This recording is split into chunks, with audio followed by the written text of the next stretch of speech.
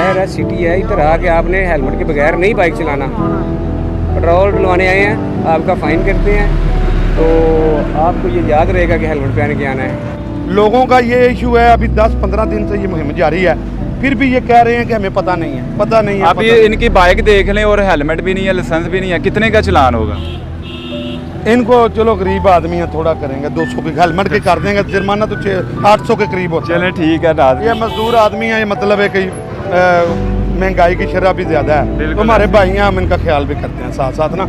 एक टाइम में एक ही कोड में चलान कर रहे हैं। ठीक है, तो अफसरान का भी आर्डर है कि गरीब आवाम को मैक्सिमम अब्लाइज करना है, समझाना है। हेलमेट नहीं डाला आप? हेलमेट टूट गया यार अभी। आपको पता है आपकी जान कितनी कीमती है? हाँ जी पता है मुझे। तो कितने का हेलमेट पहन के रखता हूँ। पहन के रख। हाँ जी। तो आप किधर टूट गए? गया अभी, मैंने कैब ली यार।